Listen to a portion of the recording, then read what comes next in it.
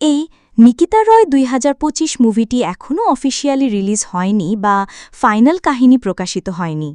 তবে pre release সংবাদ, official look teaser এবং পরিচালক অ্যালেক্স জোসেফের সাক্ষাৎকার অনুযায়ী নিচের সম্ভাব্য A to Z কাহিনী দিলাম।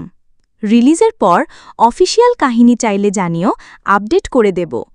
এই নিকিতা রয় ২০২৫ মুভিটি এখনও অফিসিয়ালি রিলিজ হয়নি বা ফাইনাল কাহিনী প্রকাশিত হয়নি।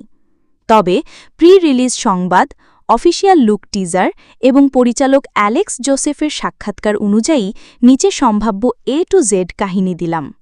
রিলিজের পর অফিসিয়াল কাহিনী চাইলে জানিও, আপডেট করে দেব।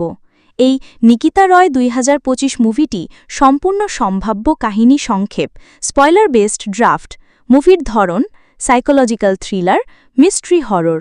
পরিচালক অ্যালেক্স জোসেফ, নায়িকা সানি লিওন, নিতিকা রয় চরিত্রে। এ গল্পের শুরু। নিতিকা রয় একজন বিখ্যাত সোশ্যাল ওয়ার্কার ও সাইকোলজিস্ট। সে গ্রামের মানুষকে সুস্থ মানসিকতা শেখায়। হঠাৎই সে জানতে পারে গ্রামের কাছে গভীর জঙ্গলে একটি পরিত্যক্ত আশ্রম আছে, যেখানে নাকি অনেক ভয়ঙ্কর আত্মা বসবাস করে। Main thriller. নিতিকা তার ছাত্রদের নিয়ে সেই আশ্রমে রিসার্চ করতে যায়। প্রথম রাতে কোনো অদ্ভুত ঘটনা না ঘটলেও পরের দিন থেকে তার ছাত্রছাত্রীদের একজন একজন করে অদ্ভুতভাবে হারিয়ে যেতে থাকে। আশ্রমের দেয়ালে রক্ত দিয়ে লেখা কিছু বার্তা পাওয়া যায়, যা নিতিকাকে তার অতীতের ভয়ঙ্কর ঘটনার কথা মনে করায়। নিতিকার অতীত। ছোটবেলায় নিতিকা নিজের মায়ের মৃত্যু উইটনেস করেছিল।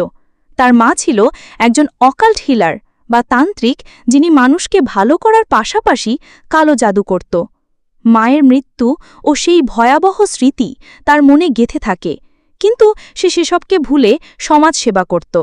ক্লাইম্যাক্সে টুইস্ট। আসলে আশ্রমের ভূত কোনো আত্মা নয়, বরং নিতিকার নিজের মনস্তাত্ত্বিক রোগ, ডিসোসিয়েটিভ আইডেন্টিটি ডিসঅর্ডার থেকে তৈরি এক হ্যালুসিনেশন। যেসব ছাত্রছাত্রী হারিয়ে যাচ্ছিল তাদের সে নিজেই হত্যা করছিল এবং পরে মনে করতে পারছিল না। পুলিশ আসে, সে ধরা পড়ে, কিন্তু প্রমাণ না থাকায় তাকে মেন্টাল অ্যাসাইলামে পাঠানো হয়। এন্ডিং। এন্ড সিনে দেখা যায় নিতিকা মেন্টাল অ্যাসাইলামে বসে হাসছে আর বলছে, আমি ওদের বাঁচাতে চেয়েছিলাম। ব্যাকগ্রাউন্ডে তার মায়ের প্রেতাত্মার কণ্ঠ শোনা যায়, তুইও এখন আমার মতোই।